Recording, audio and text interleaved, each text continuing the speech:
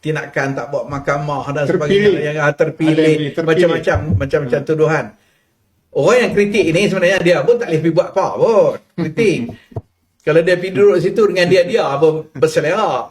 Yang duk cakap ni pun sebenarnya adalah konteks nak menjadikan lengkap, sempurna. Kita terima kita manusia takkan sempurna satu parti. Itu you kena ingat yang pertama. Datuk Seri Ibrahim kah, siapa kah untuk sempurna 100% tak berlaku. Tapi yang kita ada, mungkin dia yang terbaik.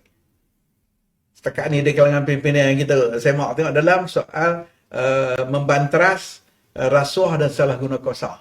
Kita nak kata 100% kekangan banyak. Kita nak cakap atas meja boleh. Tapi bawah meja kita tak tahu apa tekanan yang beliau terima. Kita tak tahu. Tetapi tindakan-tindakan sekarang yang tangkapan, bawa mahkamah, arahan dan sebagainya. Sebab arahan dia akan dijalankan oleh agensi.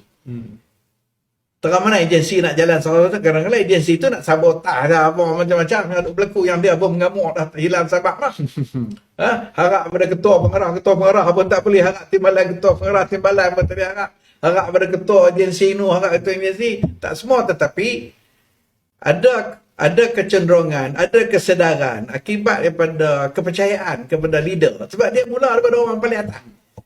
Dia mula daripada orang paling atas.